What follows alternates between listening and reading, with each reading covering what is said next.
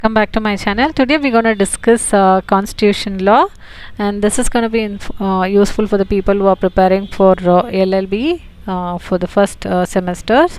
Let's get into today's topic. That is, we are going to discuss on the question answers basis. That is, define the constitution, explain the kinds of constitution. Right. So in brief, if you are try to understand the introductions, the basic principle and law of nations and state or social group that determines powers and duties of the government and guardian certain rights and people on it. Right, you are understanding, right? The basic principle of the law of nations or state or a social group that determines the power and duties of the government and guarantee certain rights to the people in India.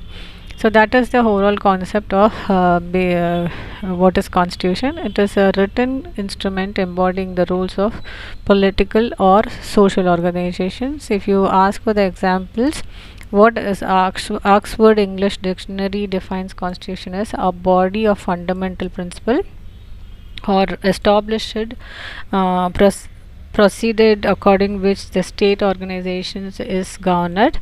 The Colley's dictionary, but if you look into the Colley's dictionary, it is also says almost same. Constitution consists of the fundamental principles. So here also it is a body of fundamental principles. Here also is a fundamental principle on which the state is governed, especially when considered as a embodying the right of principle. Getting right? So types of constitution, there is an unwritten and written constitution. A written constitution is a type of constitution what is not contained as on single documents. Right? This type of constitution is particularly written or partially oral. Most of the times it will be written, and sometimes it is a partially oral also. Written common law and customary law on unwritten constitutions grows from many years of the practical experience and form of political view of the people. Right. The best of the example for unwritten constitution is Britain constitutions. It is the only constitution which is not written.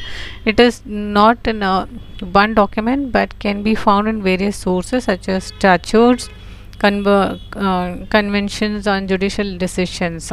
A written constitution usually rigid in nature because it is a cumbersome and mode of amendment, although it can be actually be amended when found necessary. So they are talking about this, written constitution always faces the problem with an amendment. Right, flexible and rigid constitution. Indian constitution is the flexible as well as the rigid constitutions. Flexible constitution is when it is can be easily amended, okay, changed without the cumbersome procedures. This is type of constitution may be amended just like any state with simple majority of vote of the members of parliament.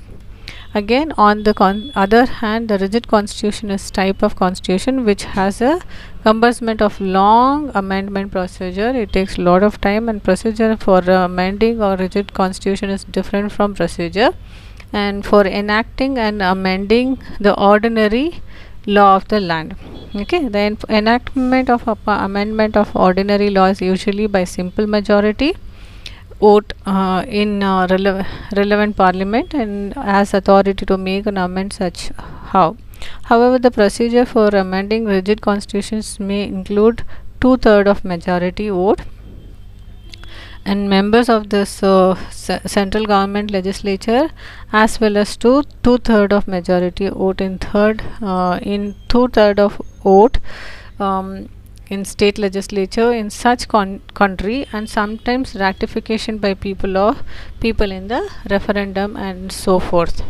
So hence it is very rigid here, because here you have to take two-third of vote for the amendment of central government legislature as well as a 2/3 of vote in state legislature. Again, if both the way, if it is not compromised, then they'll go for the ratification by people in the random referendum and so forth. Right. Next is unitary and federal system. It is both. Sometimes it is a both the way we can feel that in Indian constitution is unitary as well as a federal constitution. Unitary constitution is one of the type constitution which provides that government powers should be concentrated on which single government. Okay, so single government means only union has the power, right? So it is not, Indian constitution is not at all a singly focused on central government. So it is not single central government which does not share powers with other bodies in country, but delegate power to the regional, local government and other subordinate body in different way. In unitary constitution, all government powers are concentrated in the central or national government as the only sources of authority or from the eminent. So Indian constitution is both, it is like unitary as well as federal. Sometimes when it is required, only union has more power than states. So is what it is defined, that it is unitary as well as federal form of government.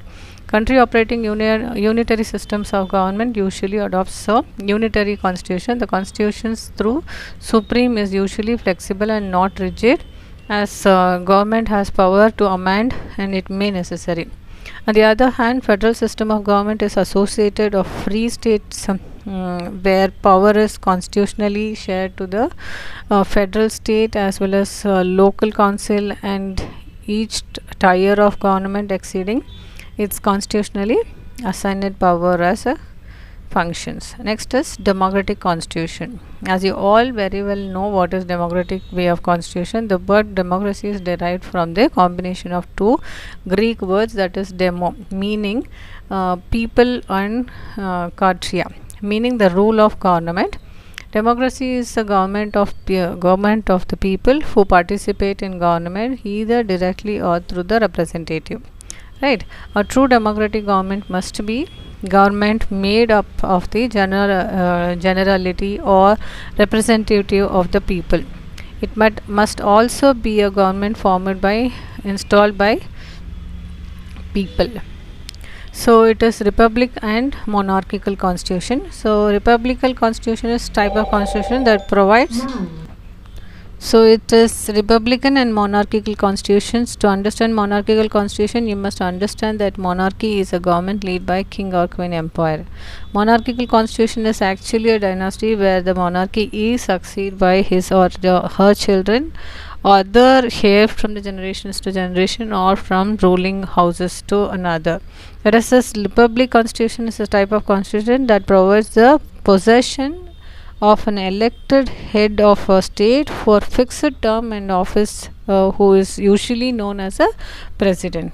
That is the difference between republic and monarchical constitution. So next is presidential and parliamentary form of constitution is what we currently hold, right? Presidential constitution is type of constitution where all executive power are vested in president, who is the head of state and head of government. The president may exercise the executive power of government either directly by himself or through vice president, minister of or other officer in the public services of a country.